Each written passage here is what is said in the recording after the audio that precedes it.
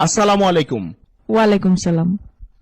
মা জননী, আসলে আমরা বেশ কয়েকদিন যাবত চেষ্টা করছিলাম আপনার একটি সাক্ষাৎকার নেয়ার জন্য, কিন্তু বিশেষ কারণে হয়তো আপনি আমাদেরকে সময় দিতে পারেননি।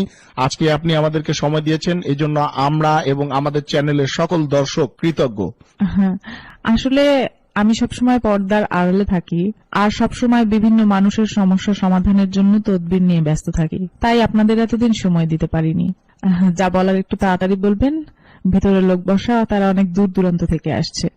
মা জননী, আমরা বিভিন্ন গণমাধ্যম এবং লোকমুখে জানতে পেরেছি যে আপনার অনেক অলৌকিক ক্ষমতা রয়েছে, যা দিয়ে আপনি লোকেদের তদবির দেন এবং বিভিন্ন সমস্যার সমাধান করেন।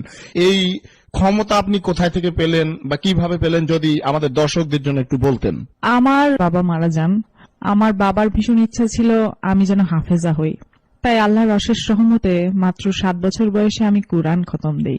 এরপর আমার 11 বছর বয়সে একদিন একজন আলেম জিনের সাথে আমার স্বপ্নযোগে সাক্ষাৎ হয়।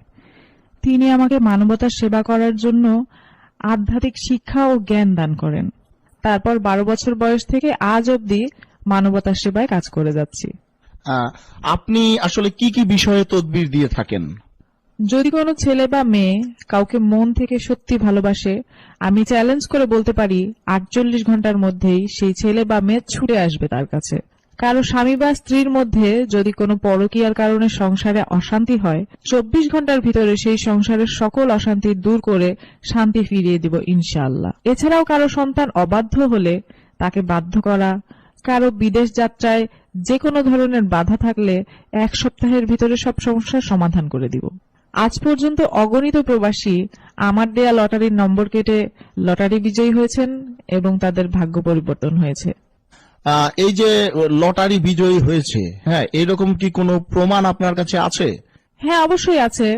এবং যারা লটারি বিজয়ী হয়েছেন তারাও স্বীকারোক্তি দিয়েছেন, এরকম বিভিন্ন ভিডিও আছে। আমি আগে আসছিলাম শ্বাসকষ্টের জন্য, এই পানি ভরা তেল ভরা নিয়েছি, আমি নিজে খাইছি, উপকার হয়েছে, ভালো হয়েছে।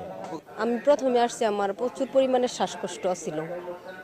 প্রতিদিন ইনহেলার নেওয়া লাগছে, তাছাড়া চলছে না আর কি। জেনে গেছি আমার এটা নেওয়া লাগছে, তারপরে আসছি। আসার পর থেকেই মানে গত সপ্তাহে আসছি, আজকে শুক্রবার, 1 সপ্তাহের মধ্যে ইনশাল্লাহ আমার ভালোই লাগতেছে। একজন আমার প্রতিবেশী আর কি অনেক অসুস্থ ছিল, বাচ্চা অনেক দীর্ঘদিন যাবৎ। হ্যাঁ, মনে করেন যে আগে তো একবারই অসুস্থ শোয়া অবস্থা ছিল, এখন বসতে পারে আর কি। তো এই ধরনের আরো 2-3 জন আসছে আর কি, যার কারণে আমরা আসছে এখানে ওই সন্তানদের জন্য। সমস্যা ভালোই বলে গেছে। আমি ঠ্যাঙ্গার ব্যথা আর কোমরের ব্যথা প্রথমে আছি এখানে। শুনছি সবাই আসলে নাকি যে এটা এই অসুস্থতা থাকে এটা নাকি ভালো হয়ে আসে। মা জননী, এইসব কাজের জন্য আপনি আসলে কত হাদিয়া নেন? আমি এই কাজ করে 1 পয়সাও নেই না। তবে কাজে সফল হলে কেউ কিছু হাদিয়া দিতে চাইলে আমার একটি এতিমখানা আছে, সেই এতিম বাচ্চাদের যে যার সামর্থ্য অনুযায়ী হাদিয়া দিতে পারবেন। আসলে অনেকে দেশে আছে, কেউ বিদেশে আছে, সবাই তো আর সরাসরি আপনার দরবারে এসে আপনার সাক্ষাৎ করতে পারবে না। তাই আপনার সাথে সরাসরি কথা বলার কি কোনো ওয়ে আছে বা রাস্তা আছে, বুদ্ধি আছে এরকম? আমার সাথে সরাসরি মোবাইলে কথা বলেও তদবির নিতে পারবেন।